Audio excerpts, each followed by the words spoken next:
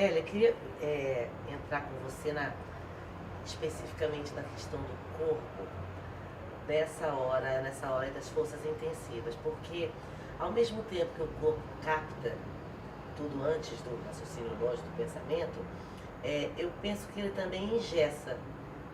Muitas vezes eu vejo os corpos engessados num formato estabelecido social, pela sociedade, pela família, e ele está ali, inclusive, rígido, falando de articulação, de musculatura, etc. Como é que você pensa que a gente consegue trazer esse corpo, fora todos esses exercícios que a gente conhece, que estão aí sendo estudados e elaborados para ajudar? Como é que você vê essa história do corpo sendo engessado por esse formato social? Então, isso é uma questão que está super ligada a tudo que eu estou pensando, a tudo que eu estou falando aqui. Na verdade, a grande percepção, né, de que esse corpo reduzido, né, na sua manifestação sensível, que vai sustentar o pensamento vazio, o pensamento que é repetição. Por exemplo, a Hannah Arendt percebeu isso claramente no julgamento do Eichmann, quando ela diz que descobriu que ele não fazia porque ele era mau, ele fazia porque ele não pensava, ele simplesmente reproduzia o que diziam para ele fazer. Então, o sujeito alienado, que é o sujeito moderno, que a gente está falando aqui, o sujeito contemporâneo, o sujeito alienado, ele está alienado do quê? Desse campo sensível do corpo dele. Porque o corpo virou um muro, bate e volta. Ele não deixa chegar, né? As pessoas passam pela rua com o cara jogado, ferido, pisam em cima dele se puder. Quer dizer, o nível de sofisticação da violência chegou a tal medida porque o corpo está fechado à sensibilidade. Lygia Clark, quando propôs os objetos relacionais, ela propôs justamente porque ela percebeu que as pessoas que iam ver as manifestações artísticas não conseguiam mais sentir o que estavam vendo, mas iam já com as definições que já estavam dadas pelas curadorias. Aquilo é belo, aquilo é... Então as pessoas precisavam acordar esse corpo.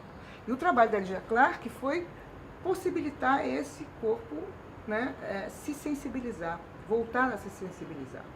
Todo esse momento que a gente tem de 68, que foi uma insurgência de vários campos nesse momento no Ocidente, né, a gente teve manifestação em vários lugares aqui no Brasil, eu vivi isso, na França, é justamente um momento em que, depois da Segunda Guerra Mundial, esse projeto fracassa, esse projeto desse homem que, pela razão, pela luz da razão, vai dar conta da vida, né, isso fracassa completamente. O que emerge? Se você olhar as fotografias veiculadas a partir do final da Segunda Guerra Mundial, as pessoas estavam totalmente apaziguadas no sentido de que eu vou ser boazinha, eu vou fazer, né, tudo localizado numa imagem de uma estética onde as pessoas tinham a referência do casamento, da família, volta tudo com uma força muito grande, né?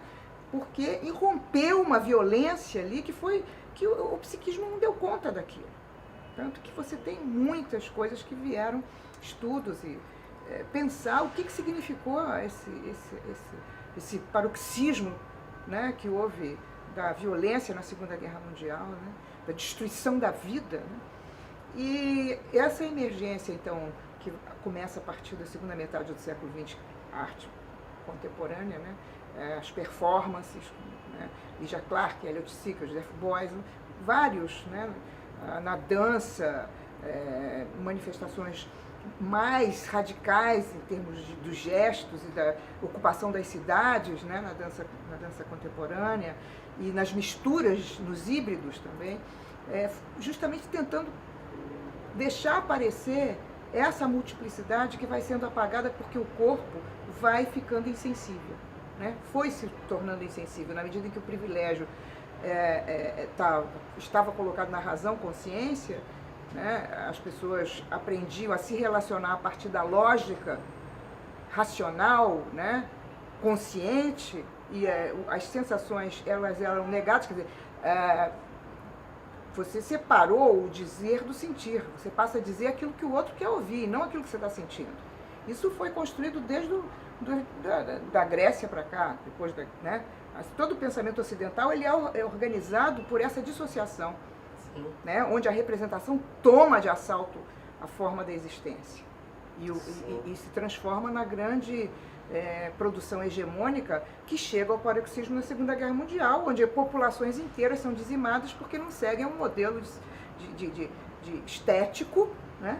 Que era o modelo que o Hitler achava que deveria vigorar. O Hitler e todo o povo, né, que fez uma aliança com ele. Então, claro que o Hitler também é expressão de muitas forças, né? Não é o Hitler separado de todo um campo. Então, o que acontece é que há, na segunda metade do século XX, uma emergência, né, de movimentos que vão se manifestar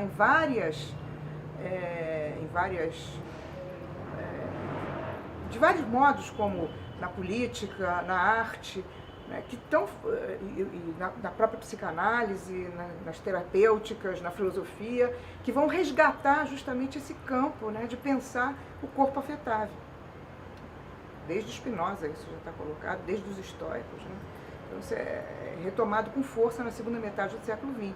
E também a gente tem que sempre pensar nessas ordenações, que são ordenações de repetição. Existem movimentos de ruptura com essa lógica dominante, aí vem e de novo captura essa lógica de ruptura e ela se transforma em mercadoria, né? Então, de repente, milhões de terapias corporais, milhões de técnicas, né? Começa a haver uma exploração desse mercado, né? Que começa a se falar muito sobre o corpo e o corpo começa a deixar de existir enquanto força de afetação, né? Então, esse processo de sensibilização do corpo, ele está sempre, constantemente, tendo que ser retomado, porque as forças de captura tendem a neutralizar essas forças de ruptura, né?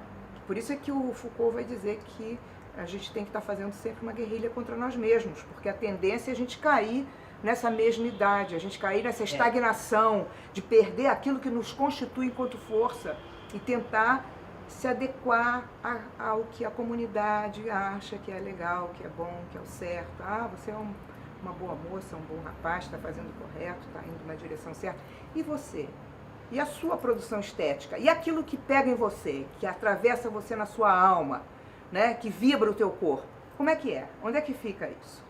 Né? Então, por isso é que esse processo é um processo infinito. Você tem que estar sempre se reorganizando, se desorganizando para se colocar de novo em outro território. E as experiências de afetação, né, os estados de paixão, são realmente os estados que desestabilizam essa ordem para constituir um campo novo, né? Então, é mais ou menos essa ideia, né, do que eu falo aqui, como esse campo de arte e criação e como que isso está principalmente afetando os corpos, né, para produzir pensamento, porque senão a gente repete. O pensamento criador é um pensamento que vem do corpo, que vem dos estados de paixão.